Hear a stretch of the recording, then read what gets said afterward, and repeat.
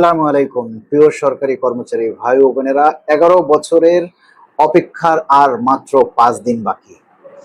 5 দিন পরেই আমাদের 11 বছরের যে অন্ধকার, 11 বছরের যে চাওয়া পাওয়া, 11 বছরের যে দাবি দেওয়া, সব কিছুই ইনশাল্লাহ সমাধান আসবে আগামী 11ই জুন বিকেল 3টার পরে। 11ই জুন 11 বছরের লাঞ্ছনা বঞ্চনা যেন দূর হয়। 11 তারিখেই যাতে 11 বছরের সকল পাওয়ার অবসান ঘটে। 11ই জুন যাতে 11 বছরের ক্লান্তি দূর হয়। 11ই জুন যাতে নবম পে স্কেলের বাস্তবায়নের প্রথম ধাপ আমরা শুনতে পাই। 11ই জুন যাতে 22 লাখ কর্মচারীদের যে প্রাণের দাবি তার যেন আশার প্রতিফলন ঘটে। 11ই জুনই হবে আমাদের সকল প্রশ্ন, সকল হতাশা, সকল অনিশ্চয়তার শেষ দিন। তাই আমরা এই 11ই জুনকে কিভাবে আমরা সেলিব্রেট করব? এই 11ই জুন আমাদের ভাগ্যে কি আছে? 11ই জুন কি হতে যাচ্ছে, কি পেতে যাচ্ছি? অপেক্ষায় থাকুন, আর মাত্র 5 দিন। প্রিয় কর্মচারী ভাইরা, অনেক দিন আপনাদেরকে জ্বালিয়েছি, আর মাত্র 5 দিন। এই 5টা দিন আপনারা আমাদের সাথে থাকুন এবং আপনারা আপনাদের সাধ্যমতো আপনাদের দাবির কথাগুলি তুলে ধরার চেষ্টা করুন। প্রিয় বন্ধুরা, সিপিডির মতো একটি বাটপার প্রতিষ্ঠান, একটি সংস্থা, যেখানে বারবার তাদের মিথ্যা গুজব এবং তাদের মিথ্যা উপস্থাপন করে সরকারকে প্রভাবিত করার চেষ্টা করে। সিপিডি বলছে পে স্কেল দিলে দ্রব্যমূল্যের উপরে চাপ পড়বে। অবশ্যই একটা চাপ পড়বে, কেননা পে স্কেল দিলে প্রতি বছর যে বাজেট ঘোষণা হয় সেই বাজেটেই কিন্তু সরকার কিছু কিছু দ্রব্যের দাম বাড়িয়ে দেয়। তাহলে নর্মালি প্রতি বছর যখন বাজেট হয় তখন দ্রব্যমূল্যের দাম কিছুটা বাড়ে। আর যেহেতু এবারের বাজেটে পে স্কেল ঘোষণা আসবে, সেই হিসাবে দ্রব্যমূল্যের উপরে কিছুটা চাপ পড়বে। কিন্তু 11 বছর তো পে স্কেল হয়নি। 11 বছরে দ্রব্যমূল্যের দাম কেন বেড়েছে? 11 বছরে পে স্কেল হয়নি, কোনো কর্মচারীর বেতন বাড়েনি। এই 11 বছরে আপনি কতবার বলেছেন যে এইবারের বাজেটে দ্রব্যমূল্যের উপরে চাপ পড়বে? এই সিপিডির যে ফাহমিদা আপা, আপনাকে প্রশ্ন করছি, আপনি এই 11 বছরে কতবার বলেছেন যে সিপিডির যে প্রস্তাবনা সেটা আপনারা কিভাবে দিয়েছেন? 11 বছরে কি মূল্যস্ফীতির চাপ বাড়েনি? 11 বছরে কি আমাদের এই বেতন বৃদ্ধি পেয়েছে? 11 বছরে কি একবারও আপনি বলেছেন যে দ্রব্যমূল্যের দাম বেড়েছে, কর্মচারীদের বেতন বৃদ্ধি করার দরকার? এই CPD, central for policy and development, এই যে সিপিডি নামের যারা এখানে আছেন, আপনারা কি একবারও সরকারকে এই 11 বছরে পরামর্শ দিয়েছেন যে দ্রব্যমূল্যের দাম বাড়ছে, কর্মচারীদের বেতন বাড়ছে না?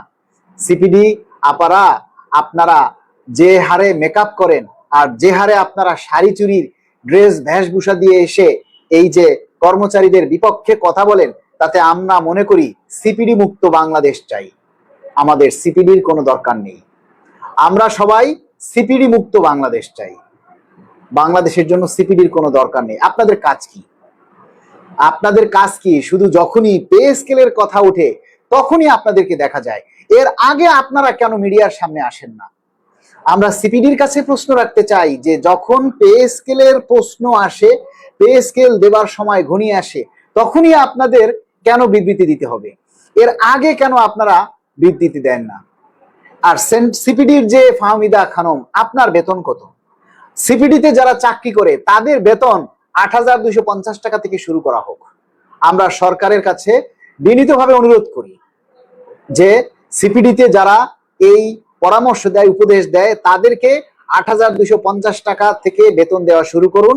তাহলে তারা বুঝবে যে 8,250 টাকা দিয়ে সংসার চালাতে গেলে কেমনটা লাগে।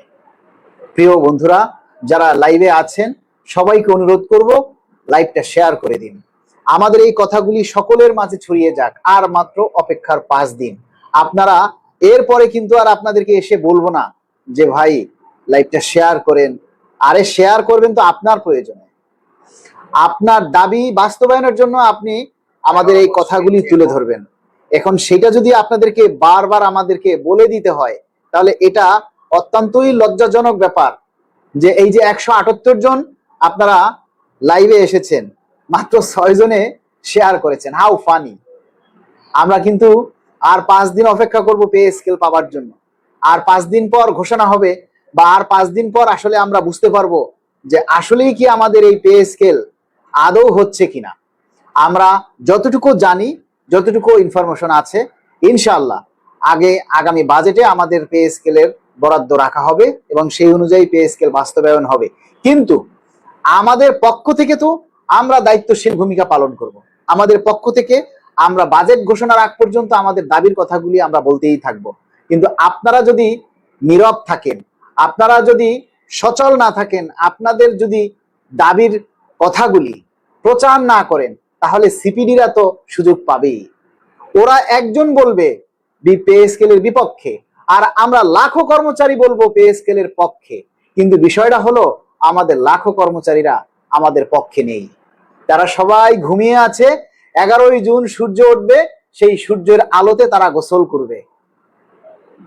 প্রিয় বন্ধুরা, যারা ঘরে বসে আছেন এখনো সায়া ব্লাউজ পরে, যারা বেডি মানুষের মতো এখনো ঘরে বসে আছেন, তাদেরকে বলি সায়া ব্লাউজ ছেড়ে লুঙ্গি পরেন, প্যান্ট শার্ট পরেন, আর ঘুম থেকে জেগে ওঠেন আর নিজের দাবিটা প্রচার করেন, নিজের দাবিটা তুলে ধরার চেষ্টা করেন। আপনার দাবির কথা আপনি তুলে না ধরলে সিপিডি তো সুযোগ পাবেই। সিপিডি কে আমরা সুযোগ করে দেই, আমরা সিপিডি কে সুযোগ করে দেই, তাই না? সিপিডি তাদের বুদ্ধি বিক্রি করে খায়, তাদের যে বুদ্ধি আছে সেটা তারা বিক্রি করে, সেটা বারবার সরকারের কাছে তুলে ধরে, সরকারের তোষামত করে, সরকারের তেল মারে। সরকারের তেল মেরে তারা লাখ লাখ কোটি কোটি টাকা বেতন হাতিয়ে নেয়। কিন্তু 8,250 টাকায় চাকরি করা কর্মচারীগুলা সেই সিপিডির বিরুদ্ধে প্রতিবাদ করে না। আপনারা কিভাবে এই 100% বা শতভাগ পে স্কেল আশা করেন বলেন? 174 জন লাইভে আছেন, সবাই সরকারি চাকরিজীবী না? সরকারি সবাই লোক না? 174 জনে একটা করে শেয়ার করলে 174টা শেয়ার হয়। সবাই একটা করে নিজের দাবির কথা লিখলে 174টা দাবি হয়। আপনারা কি সেগুলি করছেন? নিজের দায়িত্ব কতটুকু পালন করছেন? সিপিডি তো আপনার গোয়ায় আঙ্গুল দেওয়ার সুযোগ পাবেই, তাই না? আপনারা যদি ভালো না হন, আপনাদেরকে কে ভালো করবে, তাই না? মনুরা, এখনো তোমরা মানুষ হইলা না। প্রাণ থাকলে প্রাণী হয়, আর মনুষ্যত্ব থাকলে মানুষ হয়। শুধু প্রাণ থাকলেই মানুষ হয় না, প্রাণ থাকলে প্রাণী হয়। আর মানুষ হতে গেলে মনুষ্যত্ব থাকতে হবে, পারিবারিক শিক্ষা থাকতে হবে, সামাজিক দায়বদ্ধতা থাকতে হবে। আসাদুজ্জামান মালিক ভাই, বরাদ্দ কিসের? পে স্কেলের বরাদ্দ তো আগের সরকার রেখেছে, আমরা তার বাস্তবায়ন চাই। ওরে ভাই, আগের কিছু সব আগের কথা বাগে খাইছে, আগের দিন বাগে খাইছে, আগের সরকারের খুঁজছু নাই। এই অতীত মানে অতীত, এইসব কথা বললে লাভ নাই। আগের সরকারের কিচ্ছু নাই, এখন যা হবে তা সব নতুন সরকারের। কথা বুঝছেন? আগের সরকারের বলে কোনো জিনিস নাই। আগের সরকারের অতীতের একটা কথা আপনারা বুঝছেন। আপনি একটা সংগঠনের সভাপতি, আগের সংগঠনের যে দায় দায়িত্ব হিসাব নিকাশ, আপনি কি সেটার দিবেন, নাকি নিজের দায় দায়িত্ব যেটা সেটা করবেন? আগের কথা কখনো কেউ ধরে না, আগের কথা কেউ চালায় না। প্রিয় বন্ধুরা, সবাইকে অনুরোধ করব, আপনারা নিজের জায়গা থেকে লাইভটা শেয়ার করেন আর নিজের দাবির কথাগুলি তুলে ধরেন। আমরা একটা বিশাল জনমত তৈরি করতে চাই, আমরা বিশাল একটা জনমত তৈরি করতে চাই যে আমরা সেন্টার ফর ডেভেলপমেন্ট যেটা পলিসি বা বলে বা সিপিডি বলে, আমরা সেই সিপিডির বিপক্ষে অবস্থান করছি। সিপিডি বলে বাজারে মূল্যস্ফীতি বেড়ে যাবে, আর আমরা বলি একটা পে স্কেল দিলে কিভাবে দেশের অর্থনৈতিক চাকা সচল হয় জানেন? একটা পে স্কেল শুধু বেতন বৃদ্ধি নয়, একটা পে স্কেলের সিদ্ধান্ত হচ্ছে অর্থনৈতিক কৌশল। একটা পে স্কেল যখন দেয়, তখন কি শুধু সরকারি চাকরিজীবীদের পকেটেই টাকা ঢুকবে, নাকি সেই টাকা নিয়ে সে বাজারে যাবে? পে স্কেল যখন দেয়া হবে, তখন স্বভাবতই 22 লক্ষ পরিবারের ক্রয় ক্ষমতা বৃদ্ধি পাবে। আর ক্রয় ক্ষমতা যখন বৃদ্ধি পাবে, তখন এই 22 লক্ষ পরিবার বাজারে যাবে। বাজারে গিয়ে তারা পণ্য কিনবে। আগে একটা পণ্য কিন্তু এখন আরেকটু বাড়িয়ে কিনবে, যেহেতু ক্রয় ক্ষমতা বাড়বে সেই হিসাবে 22 লক্ষ পরিবার বাজারে গিয়ে বাড়তি পণ্য কিনবে, যার কারণে কি হবে, পণ্যের চাহিদা বাড়বে। আর যখন পণ্যের চাহিদা বাড়বে তখন উৎপাদনশীল প্রতিষ্ঠানগুলি, উৎপাদনকারী প্রতিষ্ঠানগুলি তাদের পণ্যের উৎপাদন বৃদ্ধি করবে। তো যখন পণ্যের উৎপাদন বৃদ্ধি করবে তখন সেই পণ্য উৎপাদন করতে গেলে অতিরিক্ত শ্রমিক সেখানে নিয়োগ করা হবে, ফলে শ্রমিকের কর্মসংস্থান হবে, শ্রমিকের বেতন বাড়বে। উৎপাদন যখন বেশি হবে সেই উৎপাদনের উৎপাদিত পণ্য আবার বাজারে এসে বিক্রি হবে, ফলে সরকারের একটা টাকা ঘুরে ফিরে আবার কয়েক গুণ বৃদ্ধি পেয়ে জিডিপিতে মূল্য সংযোজন হিসেবে যোগ হবে। একজন সরকারি কর্মচারী যখন তার নতুন পে স্কেলের বেতনের টাকা পকেটে ঢুকবে তখন সে বাজারে গিয়ে যখন পণ্য কিনবে তখন উৎপাদনকারী প্রতিষ্ঠান তাদের পণ্য উৎপাদন করার জন্য নতুন নতুন ভাবে বিনিয়োগ করবে, যার কারণে জিডিপির হার বৃদ্ধি পাবে। একজন সরকারি কর্মচারী যখন তার বেতন বৃদ্ধি পাবে তখন স্বভাবতই সে সরকারের কাছ থেকে দীর্ঘমেয়াদী ঋণ নেবে, গৃহ ঋণ নেবে। গৃহ ঋণ নিয়ে তারা বাড়ি করবে, বাড়ি করতে গেলে রড, সিমেন্ট, ইট, বালু এগুলি সে ক্রয় করবে এবং এগুলি ক্রয় করলে নতুন বাড়ি হবে, নতুন বাড়ি হলে নতুন ফার্নিচারের প্রয়োজন হবে। এইভাবে এই সমস্ত খাতের সহ আরো শত শত উপখাত সচল হবে, যার কাজ বৃদ্ধি করার জন্য মানুষের কর্মসংস্থানের সুযোগ হবে। আবার দেখেন, যখন নির্মাণ কাজ বৃদ্ধি পাবে সেই নির্মাণ কাজ বৃদ্ধির সাথে সাথে শ্রমিকের মজুরি বৃদ্ধি পাবে, ওই নির্মাণ কাজে জড়িত থাকা কর্মকর্তা প্রকৌশলীদের বৃদ্ধি পাবে। এভাবেই দেশের একটা অর্থনৈতিক টাকা ঘুরে ঘুরে সচল হবে এবং একটা পে স্কেল এভাবে স্থবির হয়ে পড়ে থাকা রিয়েল এস্টেট খাতগুলিকে আরো বেশি শক্তিশালী করবে। আবার দেখুন, আপনি যখন নতুন পে স্কেল পাবেন, নতুন পে স্কেল পাওয়ার পর নতুন নতুন টাকা নিয়ে আপনি বিভিন্ন মার্কেটে যাবেন, বিভিন্ন পণ্য কিনবেন। আপনি মনে করেন যে টেলিভিশন কিনবেন, ফ্রিজ কিনবেন, আরো বিভিন্ন পণ্য কিনবেন। এই পণ্যগুলি যখন আপনি কিনবেন তখন এই পণ্যগুলোর ভ্যাট সংযোজন হবে, আর সেই ভ্যাট বা ট্যাক্স এটা রাজস্ব খাতে যুক্ত হবে এবং সেই রাজস্ব দিয়েই সরকার নতুন নতুন প্রকল্পের কাজ হাতে নেবে। একটা সরকারের অবকাঠামোর উন্নয়ন মানে হচ্ছে বেসরকারি খাতে বিনিয়োগের পথকে প্রশস্ত করা, যার ফলে এদেশের অর্থনৈতিক চাকা আরো বেশি সচল হবে। যখন এদেশে বিনিয়োগের হার বাড়বে, যখন এদেশে বাজারে লেনদেন বাড়বে, তখনই আমাদের দেশটা পৌঁছে যাবে মধ্যম আয়ের দেশে। তবে একটা পে স্কেল তখনই সফলতা বয়ে আনবে যখন এই পে স্কেল বৃদ্ধির সাথে সাথে সরকার যখন তার বাজারের যে সিন্ডিকেট সেটাকে নিয়ন্ত্রণ করতে হবে। যদি বাজারের সিন্ডিকেট নিয়ন্ত্রণ করতে না পারে তাহলে এই পে স্কেলের সুবিধা আমরা দেখতে পাবো না। যাতে সিন্ডিকেটরা কোনো পণ্যকে জিম্মি করে, সিন্ডিকেট করে যাতে দাম বাড়াতে না পারে, এই বিষয়টা সরকারকে নজরদারি করতে হবে, সরকারকে খেয়াল রাখতে হবে যাতে কোনো সিন্ডিকেট অসাধু ব্যবসায়ীরা এই সুবিধাটা নিতে না পারে। এভাবেই একটা পে স্কেল দেশের অর্থনৈতিক চাকাকে সচল রাখে। 11 বছর পে স্কেল হচ্ছে না, তার মানে 11 বছর সরকারি চাকরিজীবীদের হাতে নতুন টাকা আসে না, আর নতুন টাকা না আসার কারণে তাদের ক্রয় ক্ষমতা দিন দিন কমে যাচ্ছে এবং তারা বাড়তি পণ্য কিনতে পারতেছে না। আগে মনে করেন একটা লোক একটা মাসে মনে করেন যে সে যে বাজার করত, এই পে স্কেল না থাকার কারণে সে সেই বাজারটা কমিয়ে দিয়েছে। মনে করেন আমার বাসায় এখন একটা ফার্নিচারের প্রয়োজন, আমার টাকা নেই, যার কারণে আমি কিনতেছি না।